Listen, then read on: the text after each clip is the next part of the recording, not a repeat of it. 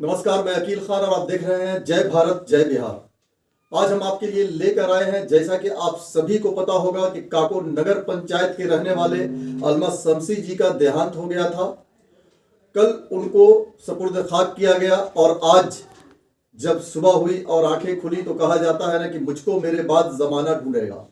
तो पता चला कि बिहार के राज्यपाल जो कि अलमा शमसी महरूम अलमा शमसी जी के परिवारों से मिलने आ रहे हैं, जब उन्हें पता चला कि अलमा शमसी जी का देहांत हो गया है तो वो खुद को रोक नहीं पाए और काको की सरजमीन पर उन्होंने कदम रख दिया।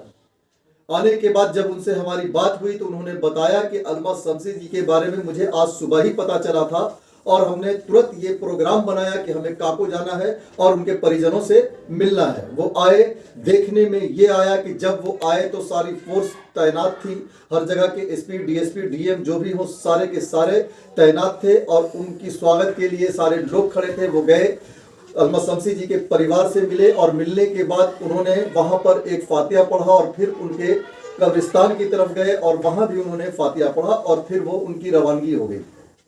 अलमा शमसी जी जिनके बारे में आपके लिए तो पूरी किताबों का एक ये पड़ा हुआ है।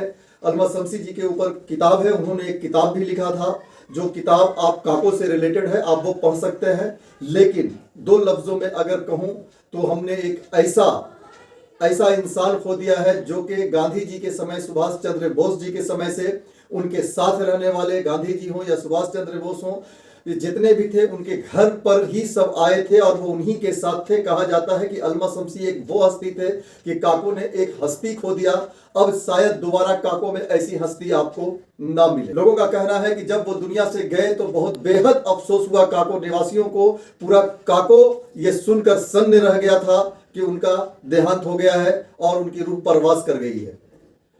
जब यहाँ पर बिहार के राज्यपाल आए तो उन्होंने भी यही कहा कि मेरी उनसे मुलाकात तो नहीं हुई थी लेकिन मैंने उनका नाम सुना था और नाम सुनने के बाद ही हम काको की सरजमी पे आए हैं। तो अलमा शमसी जी ने भी क्या कहा था, उनके जाने से पहले, पर्दा करने से पहले, जब वो देहांत हुए उसके पहले उन्होंने एक इंटरव्यू दिया था। वो इंटरव्यू भी आपको हम दिखा रहे हैं। उन्होंने क्या कहा था, काको के लोगों का कहना है कि हमने एक ऐसी हस्ती खो दिया है जो कि अब दोबारा ऐसी हस्ती से मुलाकात नहीं हो सकती है। हम बड़े खुशनसीब हैं कि उनके साथ बैठे उठे और उनसे बातें की और इतने साल उन्होंने हमारे बीच गुजारा।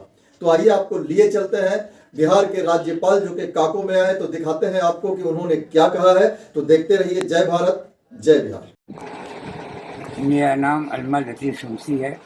मेरी पैदाइश दिल्ली की है और मैं राष्ट्रपति भवन में पैदा हुआ क्योंकि मेरे फादर प्राइवेट सेक्रेटरी वायसराय थे और उन्होंने 1921 में सुभाष चंद्र बोस के साथ ICS किया। दोनों टॉपर थे उस जमाने के।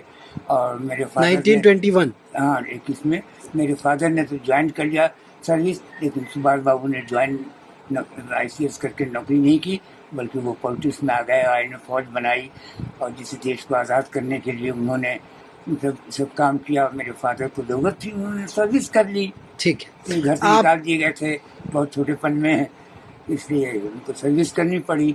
और मेरी तालीम जामिया और अलीगढ़ में हुई।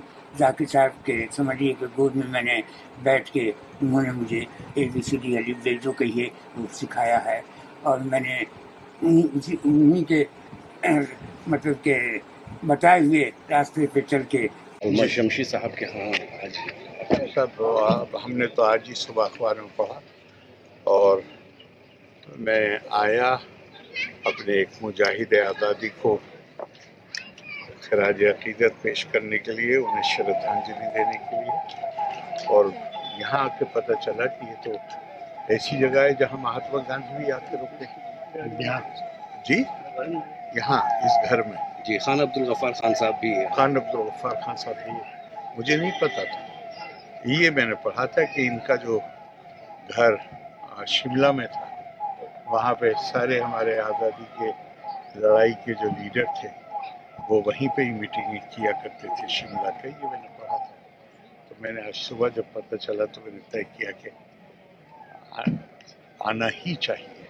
सर वो भी अलीग थे और आप भी अलीग हैं, क्या कभी जैसे? नहीं, मेरा पे तो कभी नहीं ये शर्फ नहीं हासिल हुआ कि मैं उनसे मुलाकात का तो नहीं शर्फ मिला कभी, लेकिन अब ये पता चला तो मैं अपना खराज शुक्रिया।